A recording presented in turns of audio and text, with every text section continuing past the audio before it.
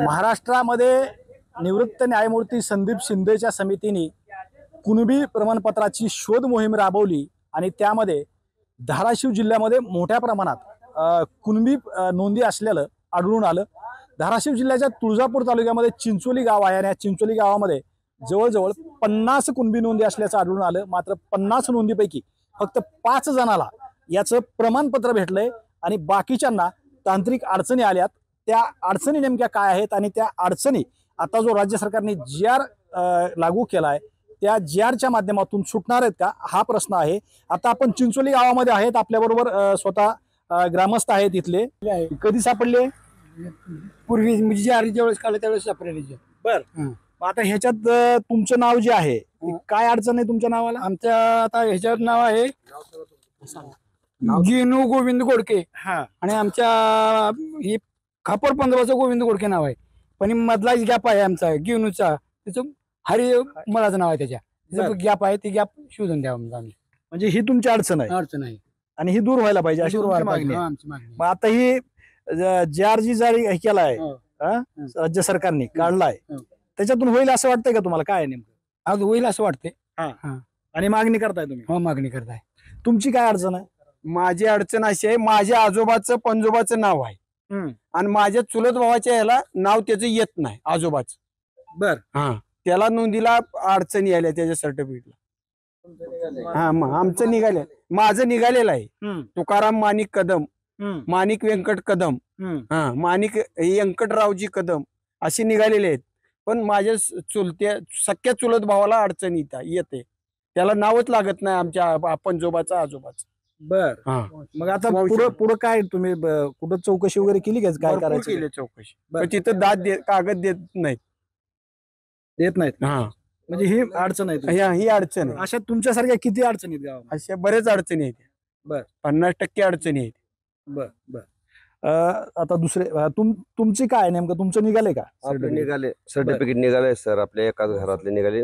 वंशावळ आधी कागदपत्रे सगळे योग्य त्या लिस्ट मध्ये होते आणि आपली पूर्ण वंशावळ झाल्याने एक कास्ट व्हेरिफिकेशन झालंय। एक म्हणजे गावामध्ये 50 नोंदी सापडल्यात, त्याच्यापैकी आता गावामध्ये किती झाले तर प्रमाणपत्र किती निघाले? 20 सगळे एका आमच्या घरातले सोडून एक 5 निघाले ती। बर, तुमचे? माझे 11 निघाले एका घरात। एका घरातले 11 निघाले? शिक्षणाला मुलं आहेत माझी सगळी, भावाची माझी। आणि काय नाव तुमचं? कुमारदास मातोळे, चिंचोली, तालुका तुळजापूर, जिल्हा धाराशिव। कुठला काय आधार घेतला तुम्ही ही काढण्यासाठी? लँड रेकॉर्ड, जुने 7/12, खासरा प्रमाणपत्र ह्याच्यावर नोंद आणि कुणबी यादीत आमचे नाव आले होते। बाकी पुन्हा आयडी प्रूफ काय? बाकी आयडी प्रूफ, आधार कार्ड, रेशन कार्ड, फोटो, शाळेची टीसी, निर्गम उतारे, वडिलाचे डेट प्रमाणपत्र, इतर आधार प्रमाणपत्र घेऊन हे दाखल केले मी। बर, ठीक। मला सांगा, ह्या गावामध्ये जी त्रुटी आहेत सगळ्या ह्याच्यामध्ये ह्यांनी काय करायला पाहिजे नेमकं आणि कशा पद्धतीने ही त्रुटी दूर होतील, जेणे म्हणजे आता राज्य सरकारने जी जी.आर काढलेला आहे ती जी.आर कुठेतरी ह्यांचा फायदा करून देईल का, असं काय वाटतं तुम्हाला? नक्कीच। आज महाराष्ट्र सरकारने हैदराबाद गॅजेट लागू करण्याचा जो निर्णय घेतलाय, जी.आर जो काढलाय, त्याचा एक फायदा मात्र होऊ शकतो। तो फायदा आहे ज्यांच्या नोंदी कुणबी निघालेल्या आहेत आणि ज्यांची नोंद नाही त्या विषयावर मी नंतर सांगेन, परंतु ज्यांची नोंद निघालेली आहे, जुने त्यांच्याकडे पुरावे आहेत। काय काय मध्ये वडिलाचं नाव, आजोबाचं नाव थोडं ते जुने पेपर असल्यामुळे जरा फाटलेलं असतंय, आम्ही स्वतः इथं पाहिलेलं आहे। पण या ज्या काय पुरावे आहेत वस्तुनिष्ठ, हे पुरावे स्वतः तहसीलदार साहेब या गावाला भेट द्यावी, या गावाचं स्पॉट पंचनामा करावा, जेवढे 50च्या 50 कुटुंबाची घरटी चौकशी करावी, त्यांचे प्रूफ बघावेत, ह्या आपसातच यांना विचारायचं की बाबा हे कुटुंब कुठलं आहे, यांचं नातं काय आहे रक्ताचं, हे पाहून त्यांना न्याय द्यावा, एवढं मला आज या ठिकाणी वाटतंय। त्याचसोबत दुसरं असं आहे की ज्यांची नोंदच नाही, असे पण काही लोक आहेत, पण ज्यांची नोंदच सापडत नाही त्याला मराठा म्हणून तर आम्ही मागतोय, त्यात काय वाद नाही। पण ह्या आज सद्यस्थितीला मग ते आपण म्हणतो ना की पाणी उशाला आणि कोरड घशाला हा प्रकार ह्या चिंचोली गावात मला आजपर्यंत आढळलाय. जशा यांच्या नोंदी आहेत तसं मी आजपर्यंत पाठपुरावा करतोय, पाहतोय. जेवढं काय आपल्याला सहकार्य करता येईल तो आपला प्रयत्न राहणारच आहे. ज्यांची नोंद जशी आहे तशी त्यांना न्याय मिळावा आणि ते दुरुस्ती सहित मिळावा. बारीक सारीक गोष्टी ज्या आहेत ते पाहावेत, स्वतः तहसीलदार साहेबांनी पाहावं. कारण त्यांच्या स्वतःच्या नजरेशिवाय या प्रत्येक कुणबी नोंद असलेल्या मराठा समाजाला न्याय मिळणार नाही. सरकारचं उद्दिष्ट जर हैदराबाद गॅजेट लागू करणं असेल तर तहसीलदारांनी या गावात आलं पाहिजे. पहिला इथं भेट दिली पाहिजे, स्पॉट पंचनामा केला पाहिजे, प्रत्येक पेपर त्यांनी पाहिला पाहिजे आणि त्या पेपरवर त्यांनी न्याय दिला पाहिजे. एक ही कुणबी नोंद न देता या गावातला माणूस शिल्लक राहता कामा नये, एवढं मी या ठिकाणी सांगेन. महत्वाची गोष्ट म्हणजे काय आहे की ज्यावेळेस निजाम राजवटीत ही धाराशिव जिल्हा होता, देश स्वतंत्र झाल्यानंतर हा धाराशिव जिल्हा जे आहे म्हणजे बहुतांश मराठवाडा 16-17 जिल्हे या निजाम राजवटीमध्ये होते. आणि याच्यामध्ये देश स्वतंत्र झाल्यावर 13 महिन्यांनी ह्या जिल्ह्यांना स्वातंत्र्य मिळालेलं आहे. आणि त्याच्यामध्ये प्राकर्षानं उर्दू ही भाषा होती, त्याच्यामुळं उर्दू ट्रान्सलेट जे आहे त्या ट्रान्सलेटमध्ये सुद्धा काही चुका झालेल्या आहेत आणि त्याच अडचणी ह्या समोर आलेल्या आहेत. ह्या गावकऱ्याच्या ती महत्वाची अडचणी आहेत. तुमची काय अडचण आहे? आमचा आता माझा नमस्कार, मी राहुल चौधरी. आमच्या खापर पंजोबाचं नाव नोंद सापडले कुणबी म्हणून, पण आमचं तिथून पुढची लिंकिंग लागत नाही.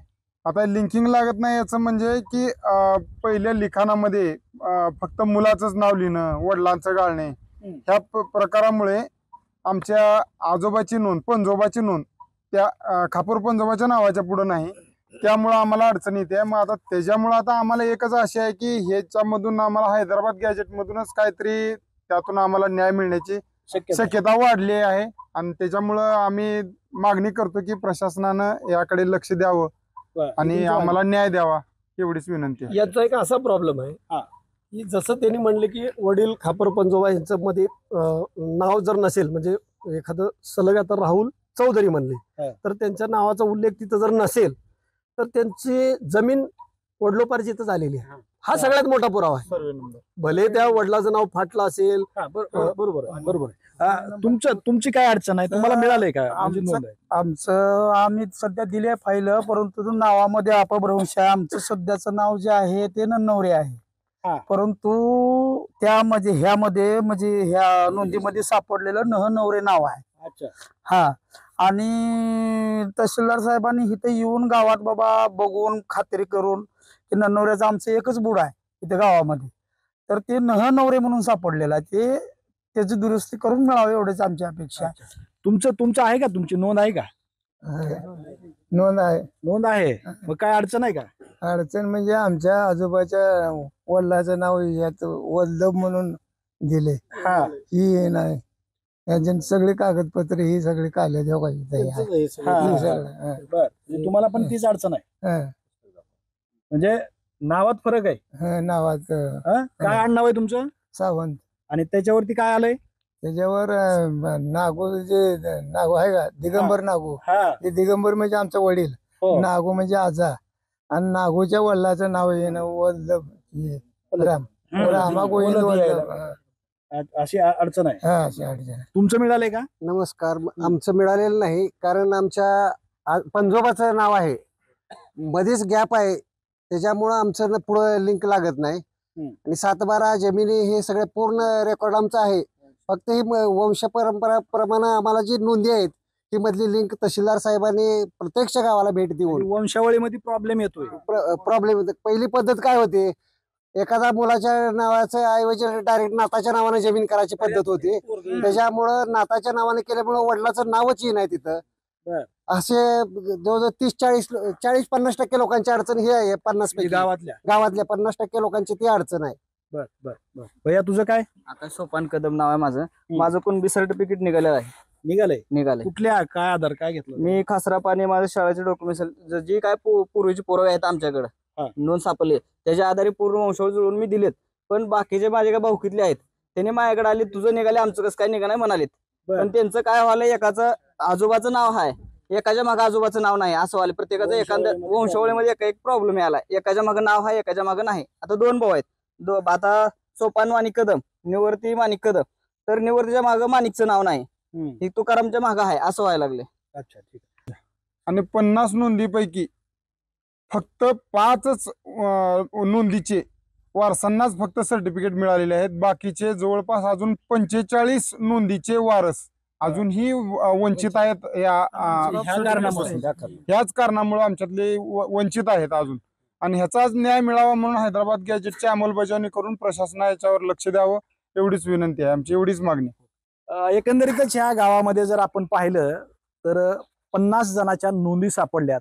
मात्र जी तांत्रिक अडचण आहे मधली वंशावळीची, ती अडचण ह्यांना सगळ्याच लोकांना ती अडचण आहे. आणि आता जो GR लागू केलाय हैदराबाद गॅजेटच्या संदर्भामध्ये, त्या GR मध्ये शिफारशीचा जो मुद्दा आहे, ॲफिडेव्हिटचा जो मुद्दा आहे, त्या ॲफिडेव्हिटच्या मुद्द्यानं ह्यांची जी सगळे प्रॉब्लेम आहेत, ह्यांची जी अडचण आहे ती दूर होण्यास मदत होणार आहे. श्रीराम क्षीरसागर, TV9 मराठी, धाराशिव, तुळजापूर.